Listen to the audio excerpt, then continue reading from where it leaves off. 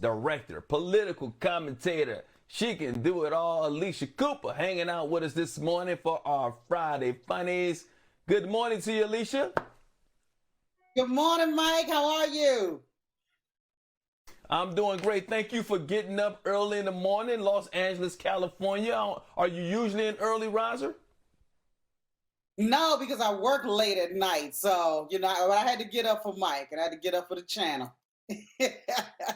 No, I appreciate it. You've been, you got an interesting backstory from what I understand. You started acting at the age of 5 when you was at Howard University's Children's Theater because your mom was actually completing her undergraduate degree at the time.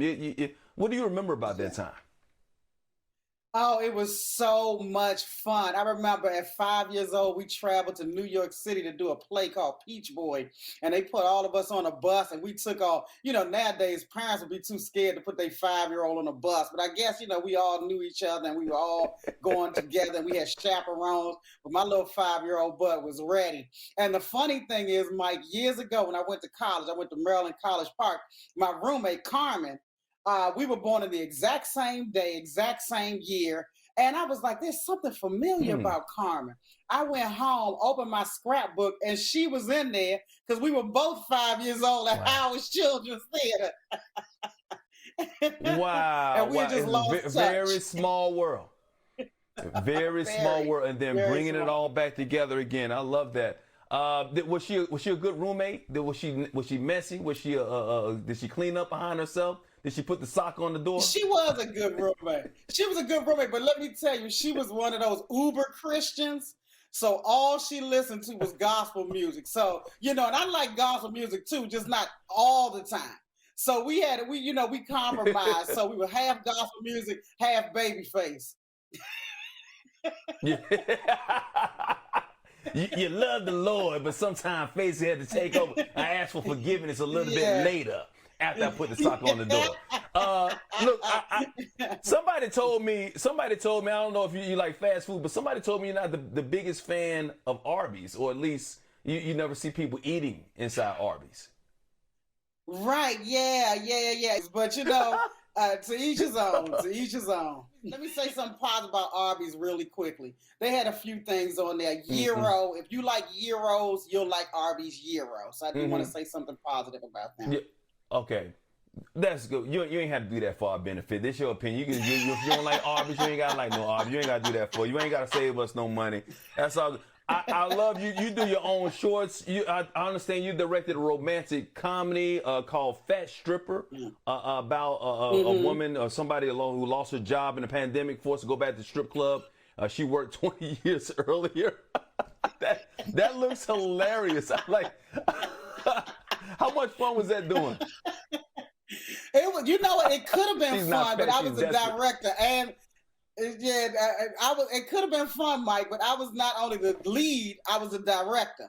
So, you can't be in front of the camera and behind the scenes at the same time. So, I'm doing a take, then I got to jump down and go behind the monitor, play that back, and you still have to stay in character. So, it's a lot of work. When you see these actors that are also directing themselves, it's not as fun as it looks. Yeah, you know what? Sometimes we all gotta do it. Like our co-host was just doing that in the last show. She said she'll do a little something strange for a little change every now and then. Not that she said it. I didn't say that. I'm just gotta protect myself. I need to keep my job. But strip club. I understand the comics. I've seen comics actually do their stand-up in strip clubs. Have you ever had to do your stand-up in a strip club, or what's the worst club you've ever performed in? Yeah, I haven't had to do it in a strip club, but I would. I go where the money resides. So, I've done it everywhere. Like, honky-tonk bars in a place where I'm the only black person in the whole town. I've worked a little bit of everywhere, and I have no problem as long as the money is there. But one thing I learned about this strip club experience, because I had never even thought about it as so I went there and I grabbed a pole. That pole is slippery. That's why they had that powder on their hands. And you have to have a core to be a stripper. I couldn't get that. All I could do was lay down. I said, I have newfound respect for these ladies, and they deserve every dollar that they get. It should be an Olympic event. Yeah, it should be an Olympic event. It's no joke. I mean, I used to go support them, give them, helping them with their college funds back in the day before I got married. I admit that. I mean, but it's legal. I ain't doing nothing wrong. This weekend, speaking of, give me some advice, because this weekend is Valentine's Day. I haven't gotten my wife anything for Valentine's Day yet. What should a man get his woman for Valentine's Day? What's appropriate right now these days in 2022? You know what? I just think anything that comes from the heart. Not anything easy. Cash is easy.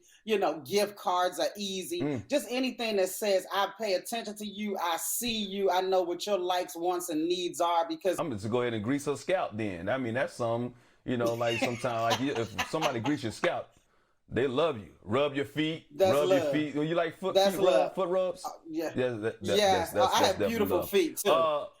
Yeah, my feet need to be in a magazine. So yes, absolutely.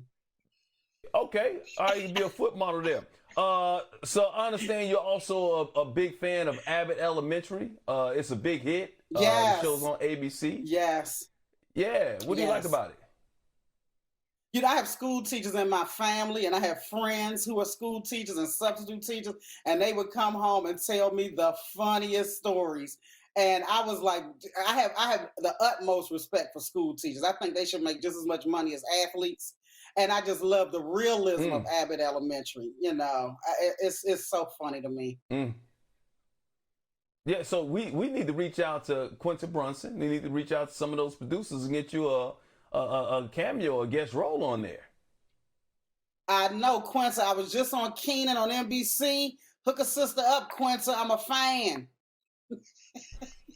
So what you can do, you can say you're a former foot model who had an accident during the quarantine, had to go and become a stripper, and now you're going to Abbott Elementary to help out your kid who is having some issues inside the classroom. See, we just hooked that all up. That's a whole episode right there. Boom. I love it all, and it works for me. I appreciate you.